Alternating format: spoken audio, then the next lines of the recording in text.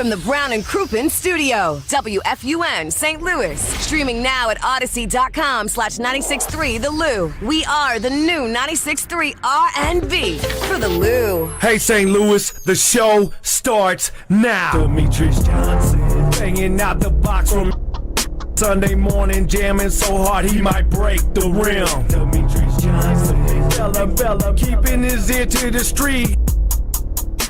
He's bringing the heat. Demetrius Johnson. True conversation about St. Louis sports, politics, education, the streets, and music. Demetrius Johnson. He's bringing you news from SLU to Mizzou, home of the Cardinals, the Rams, and the Blue. Demetrius Johnson. Rewarding big-time players, making big-time plays. Who's shining on the football field, who's shooting them J's. Demetrius Johnson. Keeping it 100 with the big fella. Just like me, he's a true STLer. Demetrius Johnson. Looking out for the community and the kids. It's the big fella, man, you know who he is. Demetrius Johnson. So hot, so hot. You're now in tune with the sound of Big Lang, and the show starts now.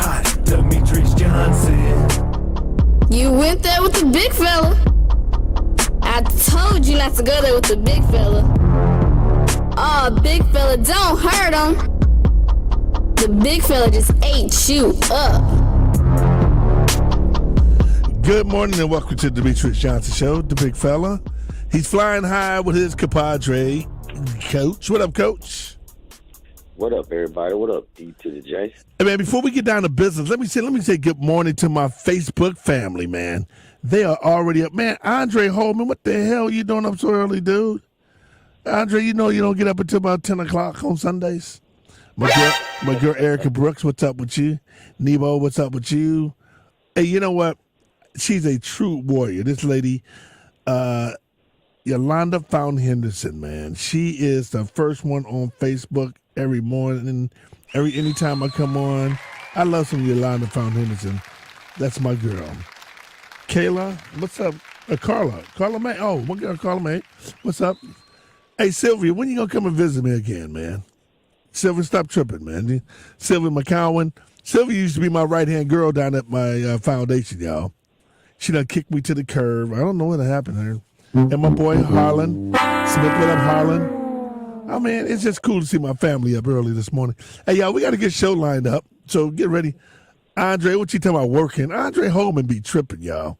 Andre, STL TV, and he also got, he's got his own network. What is the AH Network? AH Network. I guess it means Andre Holman. What do you think, Big D? That's what it sounds like. Yeah, I mean. Wait a minute, hold on. Oh, he's big time now. He used to, when Andre Holman, let me tell y'all this, y'all. When Andre Holman wasn't big time, he used to call me at least once a week. I ain't talked to this cat in about 6 months, JC. He done big time me now. Done big time me, but that's all right. Yeah. And then my girl, hey, Sylvia, let me tell you how they play you, right? So Sylvia used to work down at the foundation with me. And Jimmy, she just kicked me to the curb.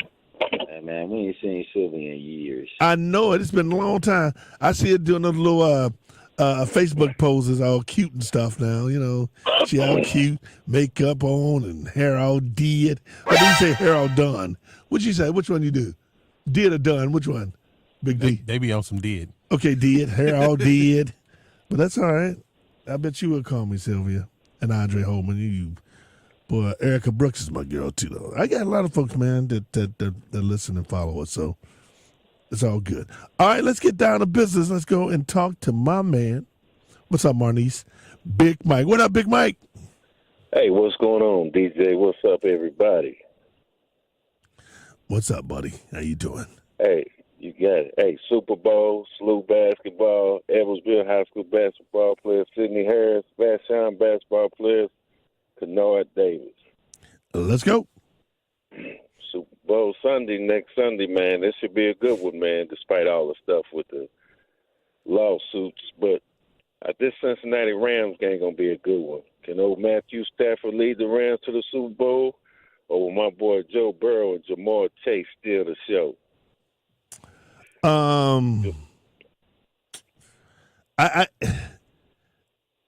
don't know, man. I mean, because what's that? Who they playing? Cincinnati? Yeah. Cincinnati got that rhythm going, man. Yeah, But I don't know. definitely. I have to think of. Let me just think about it because in NFL, you don't have to be the best team. You just got to be the best team for one day. You know what I'm Right. saying? So let me think about it. I don't know. What do you think, JC? Yeah. You know what? I still think it's going to be a good game. But for the first time, I'm not a big Super Bowl guy, but I'm going to tell you what. I'm looking forward to the media day of the Super Bowl. Because I know they're going to be asking questions. I'm going to see who's going to say something about what's going on in the NFL. Because that's going to be the elephant in the room. They sure going to ask questions to the players about the coaches. I'm going to see what these guys are going to say. I'm going to see what they're going to say, DJ and Big Mike. I'm going to see if it's been scripted. Because DJ, how they do. They Yep. script you before you go into the media days. Yep. So I'm going to see how them dudes answer them questions. Because they're going to be asked about the lack of minority coaches, about the lawsuit. They're going to be asked. So I'm going to see what they're going to say. Well, I I'm can looking tell you- forward to the media day. I can tell you this, Coach. I know who is going to say something about it. You and I are going to talk about it today. That's for damn sure. So just I know buckle that's up. right. Yeah. Hey, man, SLU basketball. Heck of a game yesterday. They beat Dayton 72-61 at Safers Arena.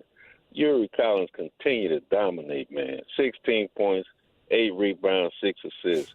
Against George Mason, he had 35 points, 13 assists. Man, big time. And Jordan Nesbitt had one of the fattest dunks I've seen. I know that has to be on the top 10 of ESPN. Well, I had a pleasure. Me and my daughter and my son, we had a pleasure of going to the game yesterday. And I'm gonna tell you something. It was packed up in there, y'all. Yep. I'm telling you, it was packed. I mean, they had all white out, and everybody got white T-shirts. That was just. It's just, you know what? It's nothing like it. And these people who don't like sports, right? Who always talking down about sports. It ain't no other. It's nothing else in this country that galvanize a community more than doubt about it. sports. No doubt about it. I mean, yeah. you can hate one another. I mean, I'm up to high five some cats. I know they probably wouldn't even speak to me on the street. Hey, DJ, Mm-hmm. I wanted to ask you this, and this too, Big Mike. Do you think that when they built their on-campus arena at SLU, that made a difference in the basketball program opposed to playing downtown? Oh hell yeah! The atmosphere. Oh yeah, heck yeah! I Because thought about that the other day. yeah, no, you right in your backyard. Ain't no different from on the campus at Missouri. When you're on campus, I mean, you feel part of the whole process. It's part of that's your the safe haven. That's your home. That's why they call it home court advantage, because you feel it's a home. Yeah. When you're away, it Yeah, when comes across as a neutral facility. Yeah, But at you home can is tell like, when you yeah. watch it. Yeah, you can tell when you watch them on the news. It just looks like a different atmosphere than when they didn't have the on-campus arena. But it was rocking yesterday, man. I had a great time being at the game in SLU. Hey, man, let me tell you something. I had great seats, and it was just cool. And I'm telling you, I'm high-fiving people who don't know me. I don't know. They would probably, like I said, they wouldn't even speak to you walking down the street. But, in my atmosphere, it galvanized the community. And in the meantime, let's also say this. I'm going to tell y'all something. Like him or not, I have much respect for Conzo Martin, man. Every time it looked like his back is against the wall, he pulls one out. Yeah.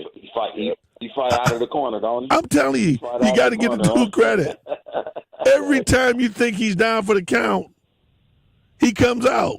It goes on the road and beat Yeah. Texas A&M. Yeah. That's a pretty good basketball team. Yeah, we quiet them down for one day. Yeah, it's just amazing to me how he does it. I have no idea. Every time you think, oh man, here go Conzo, they coming. He going on the road and beat somebody. Wow, like what the hell? But yeah, SLU, great game yesterday, man. I love the atmosphere, great seats. It was just a good environment. Yeah, that's a good up-close atmosphere, too, man. Yes. Yeah. Hey, Evansville High School basketball player Sydney Harris became the all-time scoring leader, man. 1,807 points. She passed her former Evansville High player, Imani Henderson. She had 1,806, and she still got games left. Right now, She's averaging 23.6 points a game. Monty Henderson. That's a lot of freaking points, man. Yeah, Sydney Harris. Sydney Harris, congratulations. That's a lot of freaking points. Really are, man. Great work. Hey, Vashon basketball player 6'4" Kennard Davis, man, he been playing consistent basketball all season, averaging 15 points a game. Last week against St. Marita in Chicago, he had 21 points in the victory. One thing you got to give Tony Irons credit for, he does a great job coaching these young men. And he does a great job competing at a high level. The two guys I have much love and respect. Well, three guys. My man over U City. You know who your coach is over there, Mike? Yeah. You don't even know your coach over there, Mike? Yeah, I do. Right now, I'm asleep, man. All right. Your coach at U City. Right. Your coach at CBC. And your coach at Vashon. I'm going to tell y'all something, man. Those guys do a great... Huh? And our guy Slew, too, Clag, does a great job. Oh, yeah, Clag. Oh, that's my boy, Clag. I forgot about Clag, yeah. Hey, Clag. Those guys right there do a great job coaching, man. They are good people to watch. First of all, they all good people. You know what I'm saying? They all are great guys, and when you go and watch them do their thing, man, you're really, really just cool. You know what I'm saying? Right. So you're right. Yeah. All right. Big Mike. All right, DJ, that's it. It's always good talking to you, Playboy. Yes, sir. And you make sure you have a wonderful... What do you got planned today, Mike? Man, DJ, I'm staying in the house, man, and my back went out, man. I might have to call Doc Gerdine. Well, I'm going to tell you, Doc Gerdine got a new machine over there, man. I had to go and get that machine one day. You know about the machine, DJ? Yeah, he got this new machine, man. I don't know what the hell that machine is, but it pops your back in, man, make you feel like a new man. Man, Doc got all kind of toys over there. Dr. Gerdine, man, he's a chiropractor, and I'm going to tell you something. That dude is good. I mean... And Mike, by the way, let me just tell you who your coach is over at U City, since you don't know. And you're a U City grad, Mike? No, you live in U City, right? O'Fallon Tech, bro. O'Fallon Tech. Okay, but I know who it is. He's doing a good job, too. Yeah, Calvin Lee, man. Yeah, Calvin Lee. Chaminade. Yeah, he changed that whole dynamic over there. Thanks, Big D. Thanks, Big D. Hey, DJ. Uh-huh. Big Mike ain't been the same since the Cowboys got knocked out, man. Yeah, you're right. Like they knocked his ass out. He been off. Yeah, I think he knocked his ass out. He's knocked out like the Cowboys. Get up, Big Mike. Get off the mat. All right, man, this back got me going this morning, man. All right, Playboy. Well, you have a wonderful day, big dog. Right on, DJ. That O'Fallon Tech pride. There you go. For life, big dog. For life. Yes, sir. All right, we don't say Lincoln no more because them bums up there. I don't know, man. Oh, I got to tell you, Mike, before you go, Mike's gone. I got to tell you a story. So I had some folks from Lincoln University on, JC. They was on my show, and my show in Detroit. They was on there the other day. Mm-hmm. They coming on. They gonna be on in the morning in the 7:00 hour, right? I gotta hear this. So I was on there talking about that, and I get a text from a person that I know. They got some lady running around saying that, y'all want to hear this? That I'm trying to find a text. Okay. It says, good morning. Oh, it says, let me read this, y'all. This is from a Lincoln, somebody from Lincoln University. I want y'all to hear this. Now, Lincoln University, we're going to talk about them bombs again today. It says, good evening, Demetrius. I just got a call this evening from a source, which has been accurate so far. There's a young lady that has been hired at Lincoln University by the name of Laura Bennett Smith. I think she is in a position where she has access to speak to the community. I want y'all to hear what this woman is saying. You want to hear this, Big D? You got to hear this one. She is telling people after the radio show on Wednesday night that they had me in Detroit, you are a disgruntled employee. And this is why you're having these problems and I guess these people to speak negative about the curator decision. Wait a minute. You're a disgruntled employee. Yeah, I'm a disgruntled employee. For who? For Lincoln University. Who? Oh, Me. Who? You a disgruntled employee? Yeah. So some lady named, they say, now this is what I got. I'm reading this text, Big D. I'm reading the text right there, Big D. Yeah, he's reading the text. Okay, it says, some lady named Laura Bennett Smith is telling everybody that I am a disgruntled employee of Lincoln University. That you are. Yes, that I am. I didn't know you ever. I didn't know you worked. I didn't know I worked at Lincoln University either. You should have been. Let me help you spend your checks. I know. I had no idea I got paid from Lincoln. You know, the joke is coming, and I can't hold it back. What's the joke? Oh my God. The joke is coming. I cannot hold it back. What's the joke? If your name DJ. is Bennett, you should not be in it. I know it, man. Right. Hey, that's good. All these years, man, you've been lying to me, man. I've been lying to everybody. I work for Lincoln University, right? I didn't know that. I didn't know. I ain't never seen a check from Lincoln University, but I work for Lincoln.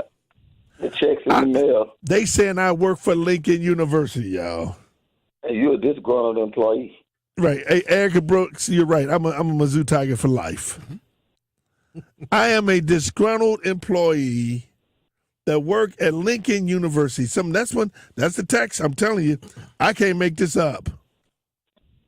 Some lady named Laura Bennett Smith. They just hired her. See, we're going to talk about Lincoln University. But, it just pissed me off when these fools would say something like that. You know what? Go ahead, Jim. Who is she telling this? Who is she telling this? She's telling again? the community up at Lincoln and alumni that I'm a disgruntled employee. Oh, okay. Yeah, I worked for Lincoln. They lost their damn mind. Work for Lincoln? Hey, man, let me just say this, man. We're going to have a good conversation today. We got the Lincoln folks coming on 7 o'clock hour. Hey, man, but let me tell you what I want to do. Hey, Sylvia, okay, well, I'm going to call her an idiot since you said I didn't call her an idiot. Hey, Sylvia, this lady is an idiot for saying that. Sylvia, at least, and Sylvia said, at least you didn't call her an idiot. She is a freaking idiot. To sit up here talking about I work for Lincoln University. Hey, man, get out of here. I didn't work for no daggone Lincoln University. I'm not saying it's a bad job. I just know some bad people running it. That's all I'm saying. All right. I got to tell you something yesterday. So I went to the St. Louis U basketball game. Hey, D, I got to call this guy, right? I went to the St. Louis University men's basketball game yesterday. And I'm going to tell you something. It was a freaking great game. And can you call this guy right here, D, for me real quick? Okay, after the break, we'll call this guy. Hey, I'm going to tell you something. So before I go to the break, so I'm sitting, me and my son, my daughter, after the game, we go to get a pizza at, what is that pizza place? One pizza place. I can't remember the name of it. Not one Nemo's. No, it wasn't that Playboy. Not that Playboy. So I go and I'm sitting up there, we eating, and this young black guy comes in the door, right? I look over to my left, Jimmy. I see him dressed real neat, jeans, just real nice, clean cut young dude. Look to his left, so the right of him, because I'm at my look, I'm just gonna look to the right of him, and he had his family with him. He had two beautiful daughters. I mean, just gorgeous. Then he had his son and his lady. I don't know if his wife or not. I didn't ask him. Hey, man, that's what I'm going to start doing, Jimmy. Every Sunday, from this point on, I'm going to find a family if we can. Y'all want to go to Facebook, y'all can send me something, inbox me, whatever, and recommend me a family, a solid family with a man, a woman, and kids that's together and they taking care of them. Because, man, I had to call a young man over and say, man, can I talk to you for a second? And I talked to him and said, man, I am so proud of you, man. I mean, young kid, can't be no more than 30. Beautiful family. That a beautiful black family with a handsome and a beautiful lady taking care of 3 unbelievable kids. That's what it's all about. The big fella, the coach. We'll be right back.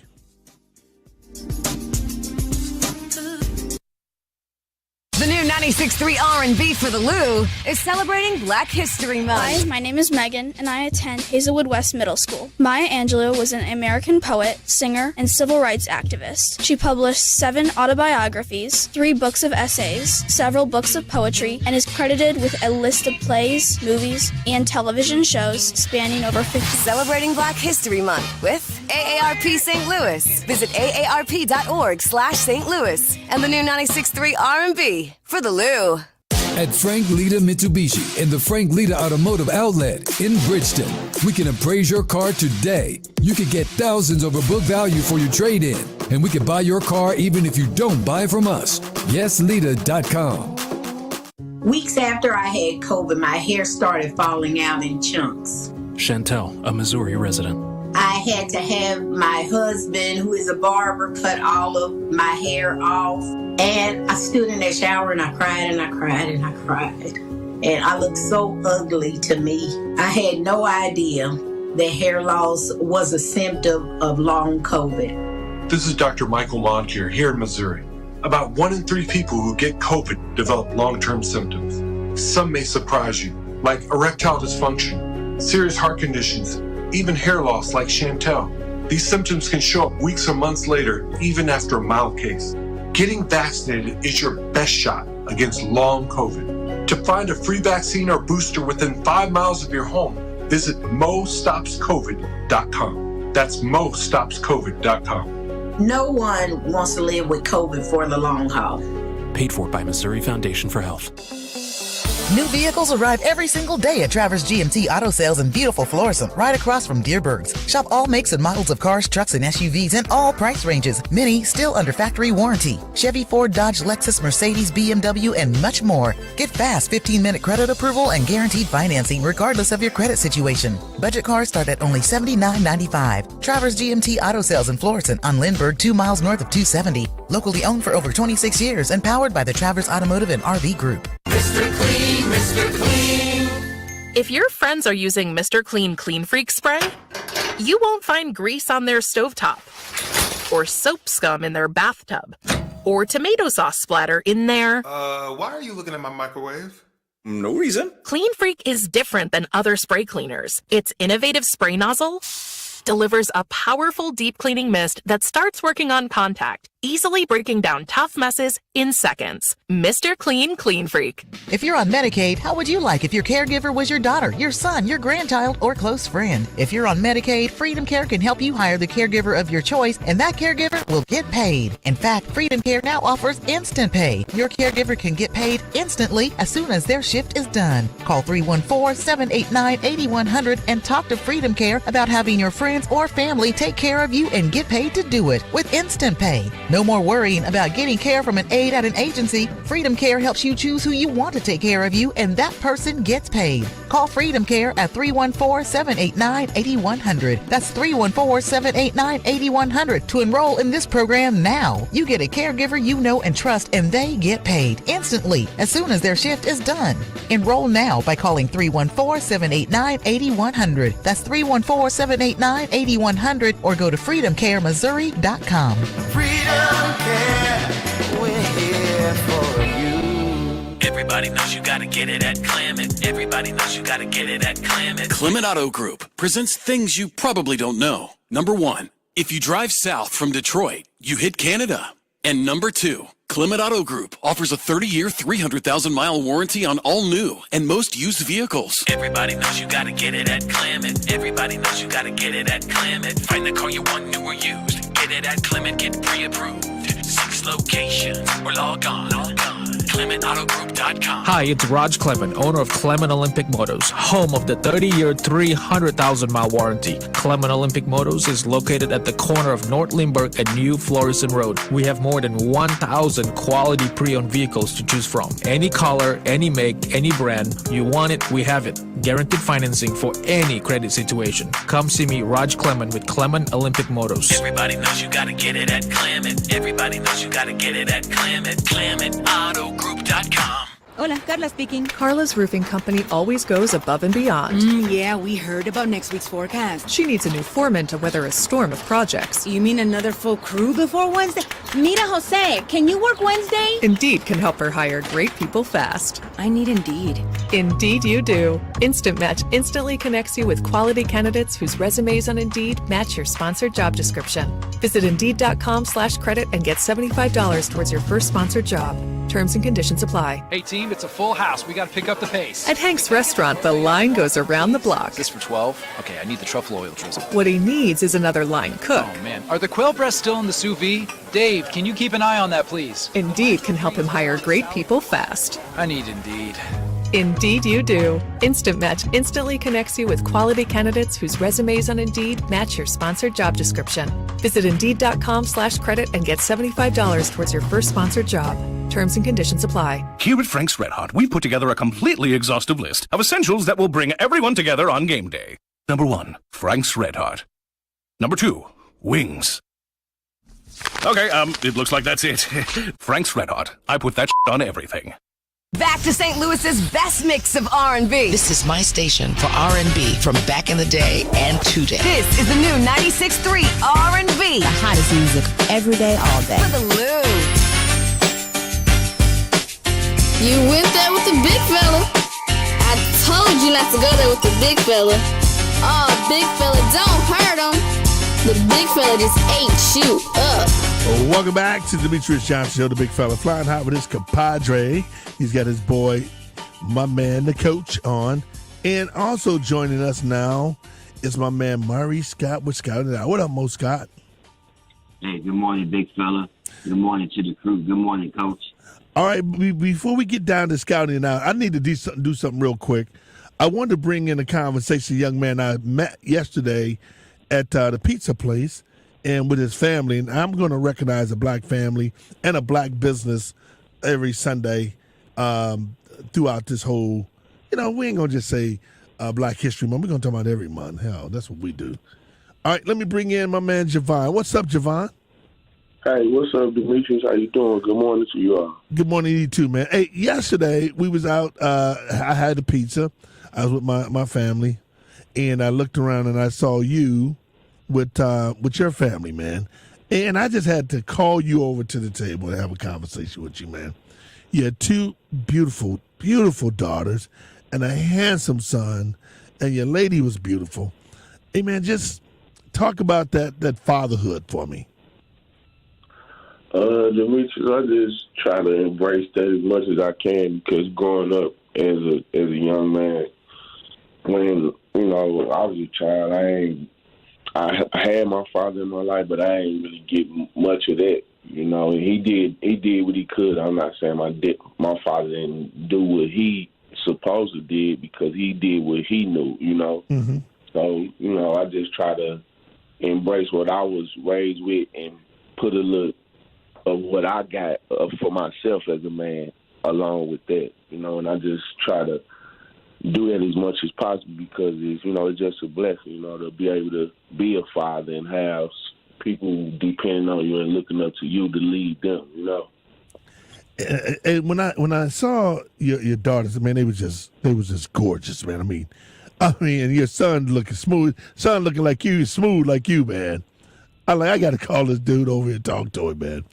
So, when we talk about the bad rep, a lot of young black guys, do you mind me asking how old are you? No, I don't. No, I'm 40 years old. I was born August 8, 1981. I mean, a young dude, right? and the family just looks so. How old are your daughters? My daughter's day 4. They'll be 5 years old next month, March 14th. Now, were they twins? Yeah, yes, sir. They're identical twins. Man, dude. And then your son was looking smooth, dog. I mean, he was looking smooth. I just wanted to tell you, and then your lady was looking beautiful too, man. I just want to say this to you, man. I was so impressed with you. I mean, folks, if y'all saw Jimmy, JC, this almost made tears come out my eyes because, I mean, they were so awesome. You know, JC? Well, you know, DJ, we say it all the time. And Mo, we don't hear about the black fathers like this young man with his family. You know, we don't hear about the compassionate fathers that love family, that love community. We don't hear about that. So, man, it's just refreshing that we have this young man on this morning. Hey, Mo? Oh, yeah. Demetrius, it's what you saw yesterday, and obviously I wasn't there, and none of us was there, but I see it all the time where black men are embracing families, with their families.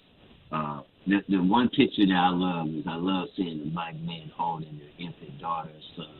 You know, and JC is right.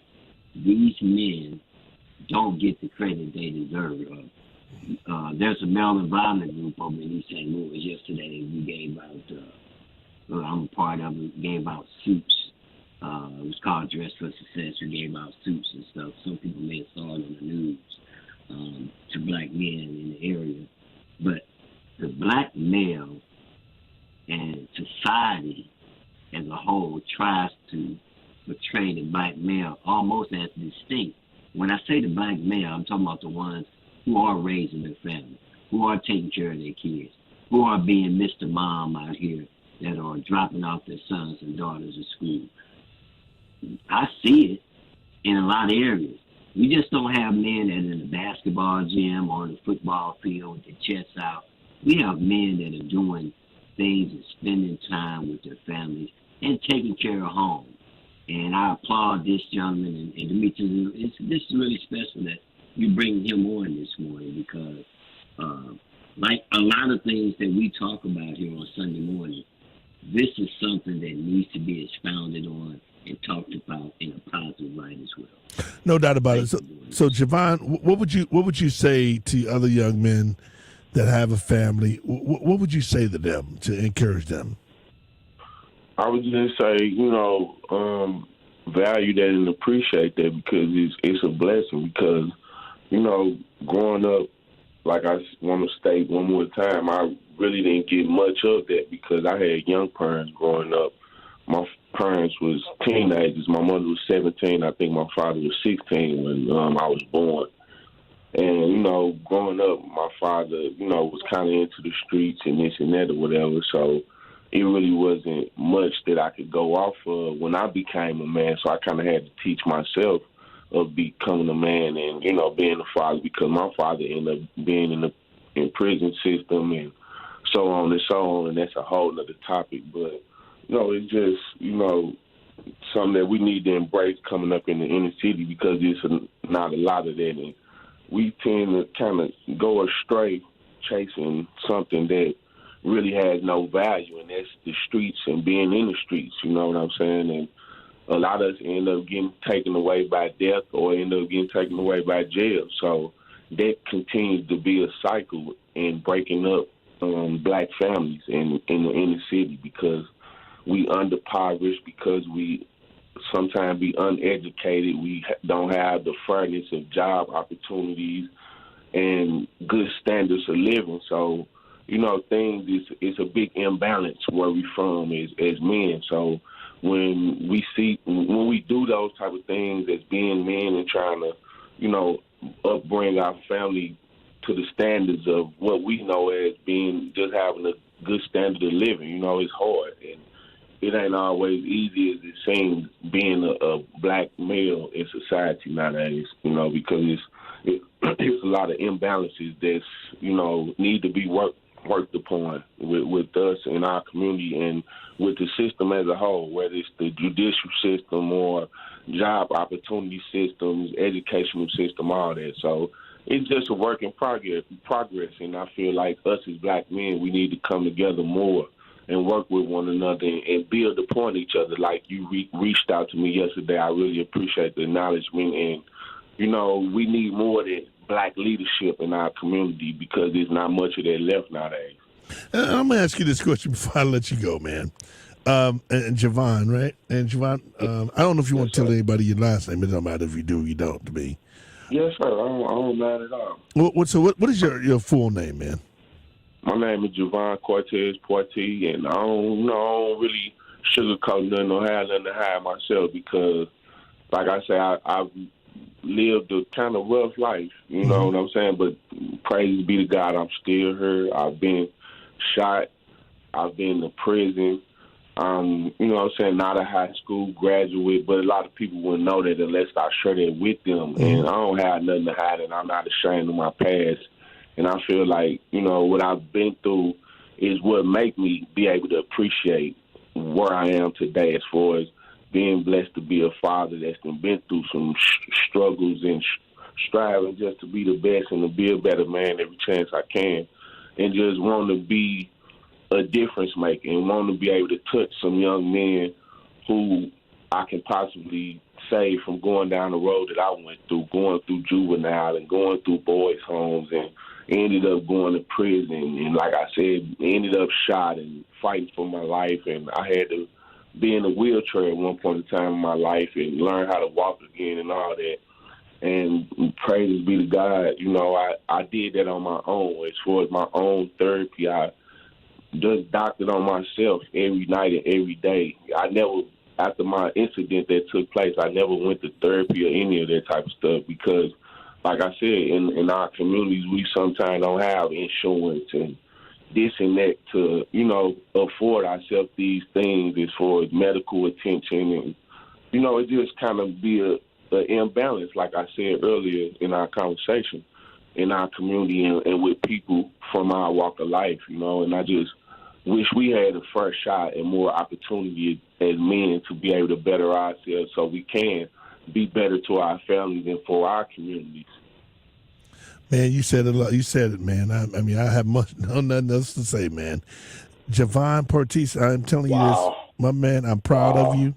It was an honor for me meeting you and your beautiful family yesterday.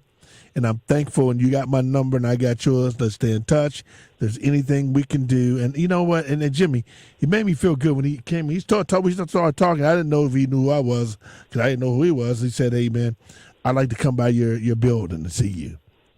I'm like, oh, wow, okay. So I want to say, man, Javon, kiss your family. Proud of you, man. Thank you for being a great example for me, man, because you made me continue to want to work and help young black boys and black girls and give them an opportunity to be successful. So you truly was an inspiration to me yesterday, my man. And I appreciate you guys so much. And, you know, like I said, I've been listening to your radio station, not your station, but your show, I should say, for years, you know, and it's very impactful.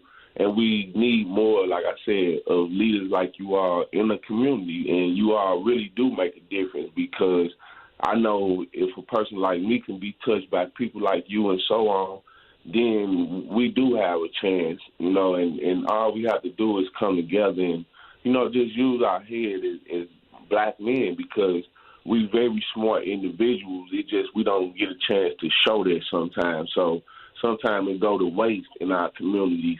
But, you know, all we need is a first shot like anybody else, you know what I'm saying, and opportunities. And it can be a difference in our community as far as these young men that's out here with guns and drugs and feeling like that's the only way. Nah, it's the foundation I'm going to be working on as well.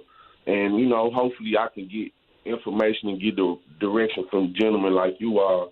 And I want it to be called the Better Way Foundation because it is a better way. Oh, wow. I like that. Drugs and guns and stealing and killing and just walking around built up anger within us. You know what I'm saying? All because of the imbalance and the unfairness of opportunity that we get and their lack thereof of, you know, in our community in all sorts of ways. So I just pray and I'm going to continue to try to be a difference maker to what I can contribute to me and my people as a young black man coming up, knowing that I don't want no other black men to have to go through what I've been through. You know what I'm saying? Because it's a better way. Wow. Hey, Javon, man, I dropped the mic on that, man. Thank you so much. You got my number. Thank you for joining us this morning to tell your story, man.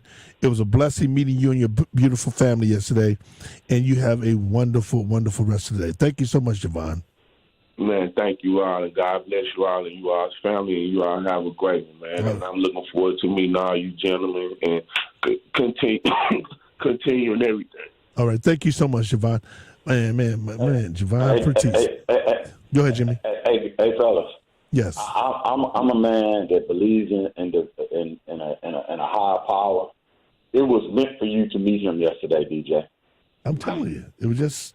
It was meant for you to see him, Maurice. It was meant for DJ to see him with his family, and that young man just told a story, actually, that may have strengthened somebody today. Yeah. Because your beginning doesn't have to be your end. And so, no doubt about it. That was a great testimony by that guy. That was, man. Great testimony by that young man. I had no idea that the background of that story. I mean, he was freaking awesome. So I want to thank him so much, man. All right, Mo, what you got, buddy? Well, I want to continue with my segment this week, and we'll get back to the interviews and stuff next week. I got some loaded stuff lined up, but I think this NFL coaching situation needs to be discussed a little bit more. A lot of things happen throughout the week. After we talked about it last Sunday, the bombshell hit on February 1st, the beginning of Black History Month with Coach Flores, former Coach Flores of the Dolphins, where he always coached, filed a lawsuit against the NFL. And some interesting parallels. I read a story in the LA Times, this guy named L.Z. Granderson. And you can see him on CNN. He's a real powerful brother. He's been covering sports and politics and from a political angle for years. And he brought up some interesting facts about the NFL can really put, how to have the signage on the back of the helmets in racism, put the stuff in the end zone, stop the violence and Black Lives Matter and all that. And at the end of the day, as we all discussed last week and we've discussed before, the players are going to have to fight this situation. There's no way around it. If you guys remember, in the mid-60s, 67, you remember when they had this black athlete had this thing in Cleveland where they supported Muhammad Ali? And you guys remember that? Yeah, yeah, when I had Jim Brown and all those boys. That's right. Yes. It's going to take something like that to happen. Kareem Abdul-Jabbar and all those boys. Yeah. That's right. That's right. They went back from Muhammad. And at a time when I think the leagues just signed a new television deal over $110 billion just for television rights, advertising this week during the Super Bowl. And JC, you took some of my thunder. I got to admit, you're a smart brother. All of us have participated in Media Day during Super Bowl week. It's going to be very interesting how the media spins this week. And notice I mentioned the word spins this. I saw where they had Tyrann Mathieu and some of the people, brothers talking during the Pro Bowl practice and all that. But it's going to be very interesting how they spin it and kind of sweep this under the rug this week. I wanted to get you guys' comment on that and a few other things, but I wanted to start off with that because this thing is very serious. And not only that, before you guys talk about it, also think about the economic impact with this. How owners have it good. What is it? They get tax incentives. They don't have to pay taxes on their franchises and stuff like that. Don't they antitrust or something? Isn't it something that some of the senators they get? They have antitrust, right? They have antitrust, and depending upon the states, they do get all kind of various incentives to motivate them to stay in those cities. Right. So I don't really think nothing's going to be done about it. But I wanted us to talk about it a little bit more because, to me, this is just as important as the Colin Kaepernick thing that sparked a few years ago. All right, go ahead, JC. I gave a lot of thought to this week. And one of the things I thought about, guys, would we have even heard, would this lawsuit even have come up, would we even hear about this owners paying head coaches to lose if that guy wouldn't have got fired in Miami? Would he have ever said something prior to him getting fired? If he was still the Miami coach, would he have came out with all this stuff that he knows? Would he have came out and said something? Say it again. Still the Miami coach. If he was still the Miami coach? Yes. Oh no. Yeah, no, he wouldn't have said nothing. I mean, he would have been no different from that boy who was a coach in Cleveland. Hugh Jackson, cookie jar head, Hugh Jackson. Now, I have a problem with Hugh Jackson now. Now, this is what I got a problem with. Hugh Jackson now want to come out. I mean, it's almost like it took a young guy to say something, to give him the courage to say something. First of all, Hugh Jackson would never coach in the NFL again. Ever. Ever coach again. Now he's got the job head coach at Grambling. See, that's the problem I have with these black men. We get in position and we get comfortable. See, I know why I was, my mom, I remember my mother used to always tell us to, don't say certain things and, take a high road. When I took a high road in Detroit, I got traded. You know what I'm saying? So I learned from that position to never take the high road no more. Whatever road you on, that's the road I'm on. If you're going to be a jerk off, I'm going to be a jerk off. You're going to be cool, I'm going to be cool. I don't take no road. I don't turn a cheek. See, I'm in the old, y'all in the New Testament now. The New Testament don't mean nothing to me. Turn the cheek. And eye for an eye, right? That's what it said back in the old days, right? In the old Bible. Now we're using the spiritual stuff they talk about. So I'm going to say this, man. I have a problem. These young black boys got all the power. The NBA got the power. If these black boys realize the only thing they got to do is take a position, they take a freaking position, guess what? Things happen. It ain't no different from them fools up at Lincoln University. You let a white boy, you let these old coon Negroes put a white boy as a president with no skill set. You tell me a white institution would let a black man with no skill set, no credentials run their educational system. Won't happen. Won't happen. So when you talk about this black coach, and then, I had a guy, I'm going to try to call my man Big T. He wants to debate with me about why the guy's speaking out now. You got to hear. I ain't going to even give y'all, I'm going to try to find him. Y'all got to hear this conversation. Y'all got to hear this conversation. But Maurice, we got about 5 minutes, so I'm going to let you go and finish. But y'all got to hear this. We got to stand up. I'm happy the young men stood up. We need, think about it, Maurice. And you remember John Carlos and Tommy Smith? Yeah. See, right. You remember, JC, you remember when we had John Carlos on our show years ago? Absolutely. Hey, Maurice, I'd never forget him telling us on the radio. Well, he told me at dinner. I had dinner with him. He told me at dinner, hey, man, I lost my wife left me. And I never knew what to do with saying, I got home tonight and it bothered me, and I called Mr. Hobson, said, Coach, what did he mean by that? Coach, they called him. I called John Carlos. And I said, Mr. Carlos, you said your wife left you. What do you mean? You know what he said? When all that stuff went down, we taking the stands in the 1968 Olympics when we did the Black Power sign. He said, my wife committed suicide. She could not take the pressure what they was doing to us. He said that was a hell of a sacrifice. You see what I'm saying? They made the sacrifices.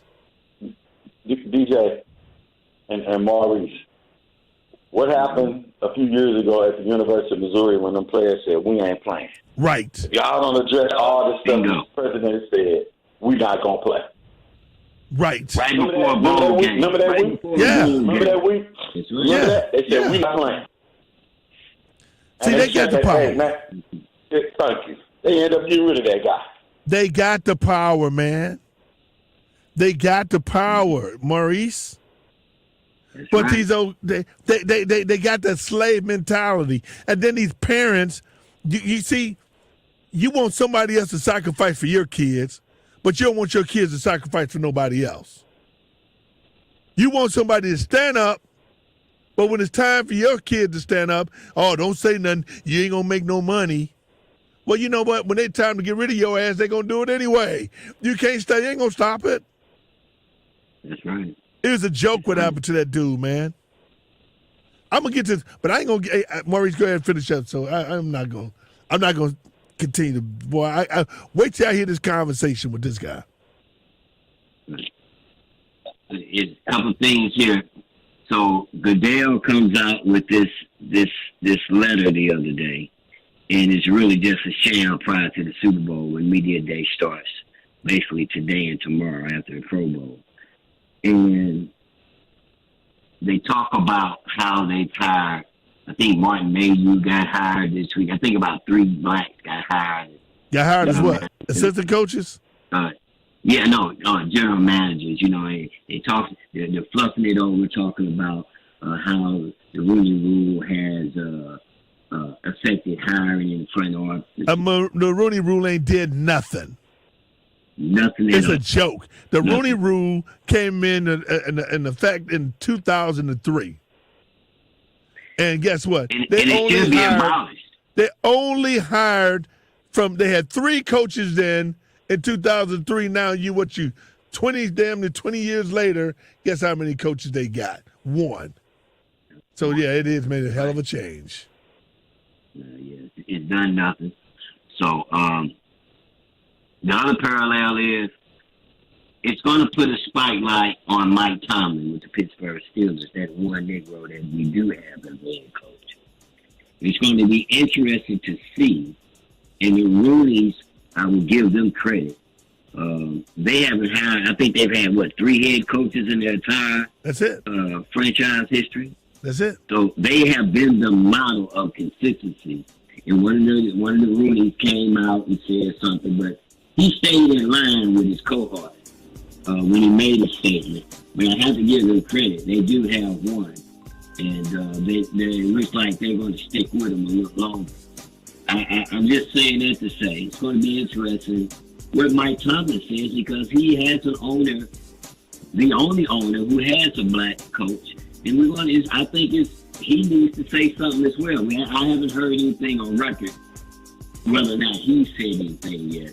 I've been saying that whole entire week. Oh, you okay? Well, let's do this. It's going to be interesting. I haven't heard him say anything. So what we're going to do, though, we're going to make sure that we still have that conversation. Maurice Scott, we're running out of time, big dog. It is always good talking to Maurice Scott. We're Scotting it out. And we look forward to having you on again next week, big boss. Got a lot of things happening. We're going to have some surprises from the Super Bowl. I got some NFL players lined up, so we'll see what happens. But thanks for having me again. Well, I'm not surprised. Have a safe Sunday. I'm not surprised. You be safe, Mo. All right, the big fella. All right. Coach Maurice was scouted out. Coming back, man, we got some guests. We about to get loaded in on this Lincoln University. And then guess who we got, Big D? Guess who? Who that? We're going to have coming up, too. Your band. Oh, the Danger Zone. Y'all, I'm going to stay out that zone. And my girl, I got to tell your girl when I get her on, a buddy of mine, I haven't seen this girl. I used to have a crush on this girl a long time ago. But that's all right. The big fella. Man, here we go again. I always have crushes, man, when I was a kid. I'm crazy. JC, we'll be right back.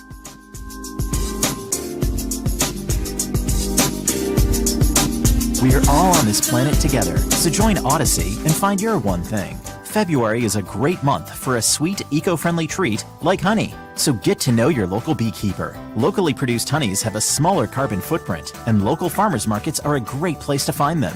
Make sure your beekeeper only sells surplus honey and never uses any acids or chemicals in the hive. And lastly, see if they make soap or candles from the beeswax. Join Odyssey, and together, each of us doing one thing makes a greener tomorrow. What's your one thing? With just one spray of Microban 24, your hard surfaces are sanitized for up to 24 hours. Touch after touch after touch. So 6 hours from now? Still sanitized. 12 hours? Yep. 18 hours. We're really doing this. 24 hours. When used as directed, one spray of Microban keeps killing 99.9% of bacteria touch after touch for, up to 24 hours. Wow. Microban 24. The sanitizer 4 out of 5 doctors would use in their own homes. So why aren't you? If you're on Medicaid, how would you like if your caregiver was your daughter, your son, your grandchild, or close friend? If you're on Medicaid, Freedom Care can help you hire the caregiver of your choice, and that caregiver will get paid. In fact, Freedom Care now offers instant pay. Your caregiver can get paid instantly as soon as their shift is done. Call 314-789-8100 and talk to Freedom Care about having your friends or family take care of you and get paid to do it with instant pay. No more worrying about getting care from an aide at an agency. Freedom Care helps you choose who you want to take care of you, and that person gets paid. Call Freedom Care at 314-789-8100. That's 314-789-8100 to enroll in this program now. You get a caregiver you know and trust, and they get paid instantly as soon as their shift is done. Enroll now by calling 314-789-8100. That's 314-789-8100, or go to freedomcaremissouri.com. Freedom Care, we're here for you. Everybody knows you gotta get it at Clement. Everybody knows you gotta get it at Clement. Clement Auto Group presents things you probably don't know. Number 1, if you drive south from Detroit, you hit Canada. And number 2, Clement Auto Group offers a 30-year, 300,000-mile warranty on all new and most used vehicles. Everybody knows you gotta get it at Clement. Everybody knows you gotta get it at Clement. Find the car you want, new or used. Get it at Clement, get pre-approved. 6 locations or log on. ClementAutoGroup.com. Hi, it's Raj Clement, owner of Clement Ford, home of the 30-year, 300,000-mile warranty. Clement Ford is located just off I-70 on the North Outer Road at Bryan Road Exit 216 in O'Fallon, Missouri. We have more than 1,500 quality new and pre-owned vehicles to choose from. Looking for a new Ford? Any color, any model, you want it, we have it, or we'll get it for you. Come see me, Raj Clement, with Clement Ford. Everybody knows you gotta get it at Clement. Everybody knows you gotta get it at Clement. ClementAutoGroup.com. Live from the Brown and Crouppen studio, WFUN St. Louis, an Odyssey station. Download our app and take us everywhere you go. Check us out right now at odyssey.com/963 The Lou. What's the name of the hoe? Demetrius John. What's the name of the show? Demetrius John. What's the name of the hoe? Demetrius John. What's the name of the show? Demetrius John. What's the name of the hoe? Demetrius John. What's the name of the show? Demetrius John. What's the name of the hoe? Demetrius John. What's the name of the show? Demetrius John. 96.3 for the low. Do it for the kids in the youth. From 6 a.m. to 8 a.m. we giving you nothing but the news. Demetrius Johnson, the morning show. Demetrius Johnson, the morning show. It's Demetrius Johnson, the morning show. Demetrius Johnson, the morning show. Got the scoop on all stats, it's slow. And all the local high schools too. The home of the arts, the home of the cars, the home of the St. Louis Blues. Demetrius Johnson, the morning show. Demetrius Johnson, the morning show. It's Demetrius Johnson, the morning show. Demetrius Johnson, the morning show. 838. You went there with the big fella. I told you not to go there with the big fella. Oh, big fella, don't hurt him. The big fella just ate you up. Welcome back to Demetrius Johnson show, the big fella. He's fun. Man, we got a great show going on, Jimmy. Really excited about the conversation we have, and the thing we try to do, y'all, is keep it just real with everyone in our conversations. Coming up shortly in a second, we're waiting on one more person. Yeah, we're waiting on one more person, JC, that's going to be coming on to talk about Lincoln University, that debacle up at Lincoln University, and that people are assuming I'm a disgruntled employee of Lincoln University. Yes, no. I don't think so. I just want to know where you work at, DJ. Do you work in? I think I might have been working in the cafeteria. Kitchen, right? The kitchen. Are you cooking? What are you doing? I worked in a cafeteria at Lincoln University. It's going to be a problem if you worked in cafeteria. I know, I had food all jacked up. People probably be like, man, he really worked at the cafeteria at Lincoln University? No, that didn't happen. Do we have everybody yet? I'm on. Okay, Nell, how you doing? Fine. How are you this morning, Demetrius? I'm great. And we have Earl? Yes, I'm here. Okay, I'm waiting on my man Herb. You here? Herb, you there? Herb is here. All right, on the West Coast, yeah. Oh, it's time to get down to business, y'all. All right. Now, first of all, I'm going to let each one of you introduce yourself real quickly. Tell everybody your role and what role you play as an alum of Lincoln University. You want to start? Let's start with my girl, Nell, first. Good morning, everyone. My name is Nell Cheatham. I am the president of the Greater St. Louis Lincoln Alumni chapter here. And my role is to give everyone in my chapter, keep them abreast of what's going on at the university with our students. And so that's why I'm here today, to let people know what, as a president, that I have engaged in to try to keep them abreast of what was going on at Lincoln with this supposed to be search. Right, this phony hiring of a white guy. Okay, now, what area? What is your chapter? What area is your chapter? St. Louis and East St. Louis? My chapter is in the Midwest, and when we say Greater St. Louis, that takes in East St. Louis and the St. Louis alumni members. Okay. Earl. I'm Earl Wheatfall. I'm in Milwaukee, Wisconsin. And my area is the greater Milwaukee. And our goal is to, as an alumni chapter, is to raise money and increase the number of students from Milwaukee to Lincoln University. Okay. And I'm the founder of this chapter here. And our concerns are we love Lincoln as a historical black college, and we want to maintain Lincoln University. Herb? Good morning, everyone. Good morning. My name is Herbert Kitchen, and I serve as the president of the Oakland, San Francisco, California, and Northern California chapter president, a role that I've held for many, many years because of my concern, my passion for Lincoln University, and to recruit students from Northern California to go to Missouri to attend our great institution. All right, so let's get down to business, Herb. I'm going to start with you first. What the hell is going on, man? How in the hell Lincoln University, they talking about this Blue Tiger Pride, and y'all let a white, uneducated white man, non-credentialed white man, become the president of Lincoln University? How in the hell did that happen? Well, we believe, the three of us believe that this happened through the Board of Curators and how they manipulated the entire presidential search in a corrupt process. Our question is, what are the Board of Curators hiding? In the past, when Board of Curators at Lincoln University, when they had presidential openings, they would open it up to the public. They would let the public know who the finalists were. We got to remember that Lincoln University was founded in 1866 by former slaves from Missouri who fought in the Civil War. This is a public institution. So information that comes out from the university should be given out to the entire public and not held secretly or confidentially, which is what the Board of Curators did. Okay, but listen, now, so I'm going to go to you now. I hear that. But now I hear that what Lincoln did is they kept it private. Nobody talked about it. Nobody knew who the candidates were.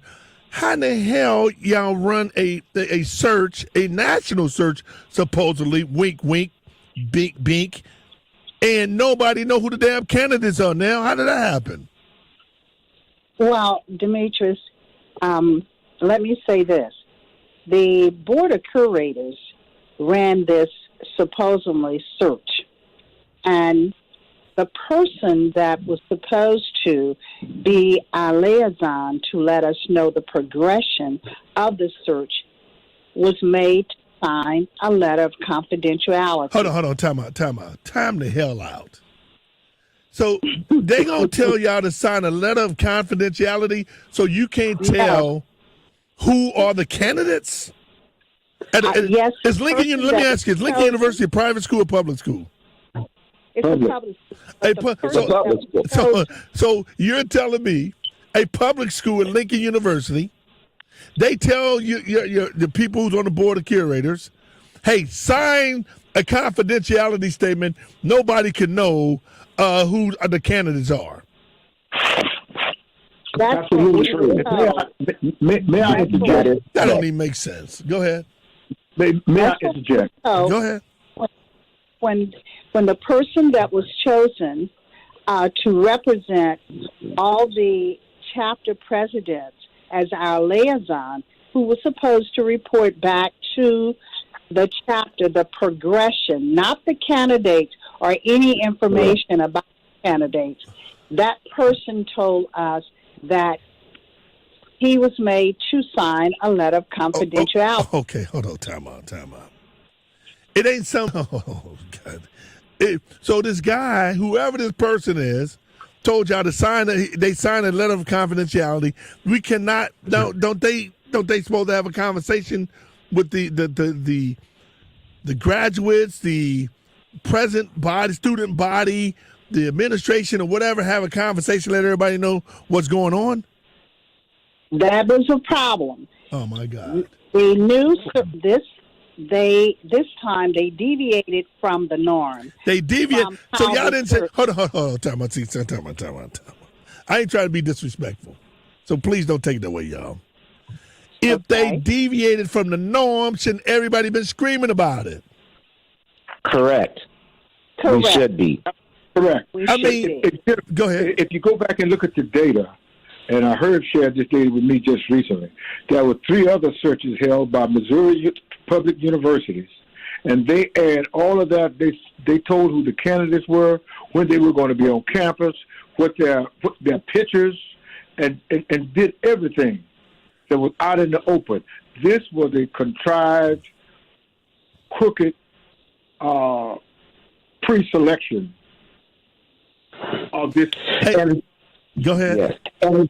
And the point, Demetrius, is that as Lincoln is a public institution, there should be full disclosure. We probably need to know who the candidates were, because as we have all read and seen, that the search firm had over 200 plus inquiries, and that they had over 2, and I think it was 25 plus people who applied for the position. We probably do not need to know who those candidates were. All we want to know is who were the finalists. The 2, the 3, the 4 finalists for the position. No one knew who they were. And as what my colleague Earl just mentioned, colleges around the country, colleges around the state of Missouri always list who their finalist candidates are for the presidency. Who's on the board of curators, man? The board of curators right now has 8 members. Who's the 8 members, man? Okay, the board of curators, this is what I want our listeners to do. Go to LincolnU.edu. Again, LincolnU. Well, I'm not going to LincolnU.edu because I'm asking y'all who it is. Well, first of all, DJ, people need to go to the website. Then they can see who the curators are. But the curators we have 8 curators. They are Victor Pasley, Vernon Bracey, Terry Rackers, Frank Logan, Stacia Brown, Richard Pop, Everett Cade, and Richard Callahan. But you can get more info by going to LincolnU. Is Richard Callahan a white guy? Yes, he is. Is that the white boy here from St. Louis? Can somebody let me know if that's Richard Callahan, that political dude here? Hey, Carla May, is that Richard Callahan? Is that Richard Callahan is that the guy from St. Louis? Carla, let me know. Somebody let me know. We believe he's from the central Missouri area. All right, well, because he got the same name of a white boy here, so it's good. But this is my problem. I hear what y'all saying, but it was no outcry of it. When the process was going on, why do we always, when it happens, then we respond to it? Why don't we get on top of it and start fighting it while it's happening? Let me say this. 3 letters were sent to the Board of Curators. One was sent October the 25th, 2021, to Victor Paisley. Another one was sent November the 10th, now, who is Victor Paisley? He is the president of the Board of Curators. He's the president of the Board of Curators. Now where's he from? Central Missouri. Oh, hell no. Central Missouri. He never responded to any of them. A third one was sent, a fourth one was sent January the 23rd, 2022, to all of the Board of Curators and to the news media and to a television station. We never got a response from him until the 24th, right before they made this decision. And so we have been trying to get information ever since it started, and we have not gotten anything from that Board of Curators. So y'all got a black. Hold on, y'all. Y'all got a black man that's the president of the Board of Curators who don't care nothing about you Negroes, who threw a white boy in there. And I mean, so you got what is it? 8 people that you gave me on the board, right? Right. And the vote was 2-6, right? Right. So we don't know. We don't know who. Do we know who voted? The 2 who voted for not for the guy? No, we do not. Okay. Well, I know one of the guys is Vernon Bracey. I know him personally, so I'm sure he didn't vote for the guy. I don't know personally. I don't know what the vote is, but I'm sure he wouldn't do that. But I don't know who the other people who would have done it. So this is my question, man. Why is it that black folks always allow white folks to do what they want to do, and then they get a couple of Negroes to be on the team and let them do whatever they want to do? Then y'all get these hand-picked Negroes, and you tell them don't say nothing, and they don't say nothing. Well, the Board of Curators... Let me put this in context. Earl. Go ahead, Earl. Let me put a contextual framework around this. Okay, put it around it. 2010, we had a study. I was president of the Alumni Association at the time, and I had a study done that illustrated that 70% of the faculty were white. Then we come back, and a recent study was done that shows that 58% of the faculty is white. Now, we've got a predominantly white institution of faculty who really runs the university. Then we turn around and we get the administration now that is probably for sure the president is white. So we're dealing with some serious issues with process here. There's no way that the alumni should not been informed along the way as to who was being interviewed, so we could sit down and talk with those, let the community talk with those, let other stakeholders talk with those. We should have been involved in the process. We were not involved in the process of. But that's y'all fault. That's y'all fault. That means hold on, time out. Okay, I'm gonna let you come, Herb. That's y'all fault though. And then follow me on this one. You knew you wasn't part of the process. I get the information. It pops up on my phone. That's how I find out. Now we're probably one of the leading black radio shows in this state. It pops up on my phone. I know nothing about it. Nobody reached out to us early to make the awareness. Why is it that every time white folks do something to us, then we react to it? Well, the situation is this. In the past, DJ, the Board of Curators have always kept the public informed as to who the finalists were. This time, the Board of Curators chose to abandon their past practices of open community forums with presidential finalists. Okay, when you say, Herb, you're saying exactly what I'm saying. If it was a practice of doing it that way, in this process, then some smell and look kind of different than what you ate in the past? Yes, DJ. It So did. nobody And said we nothing. Yes, we did. We didn't know about it. See, y'all said some in your circle. How does how does the public know about it? Now they gonna hear about it now. The public did not know. The public did not know because the Board of Curators chose to keep it confidential. We thought that they were going to have open, free, and fair forums with the finalists. Follow me on this, Herb. You ain't following me, Herb. Yeah. I hear what you're saying. But once again, when you knew the process wasn't working, also y'all didn't know they was looking for a president. Nobody knew they was looking for a president. We all, yes, we do. Okay, but you knew the process wasn't the same in the past. If the process ain't the same in the past, shouldn't you be aware of that? You knew what the process was in the past, and you knew they were looking for a president. We were not aware of that. Oh my God, y'all wasn't aware of them looking for a president. No, DJ. Everyone knew they were looking for a president, but everyone thought that the board was going to keep with their past practices of once they have the finalists, not candidates, but once they have picked the 3 or 4 finalists, that they would make that public knowledge. We thought they were going to do that. They did not. Let me interject. I think we really were bamboozled on this situation. We went along with being the nice guys, and these guys were playing dirty ball. Now, let's face the fact. We missed the call. So how do we, hey, Neil, how do we play ball now? What do we do now, y'all? How do we play ball now? Nothing, because he's in there. Redo the study. Redo the process. And pay for it. How do you make that happen, guys? How can we make it happen? Well, this is how we can make it happen. There is a call for action that we're asking your listeners if they want to be a part of it. I gave out the email address that they could follow up. We need to uncover this cover-up. We need to correct and call out the Board of Curators for a flawed and fraudulent process for their presidential search process. DJ,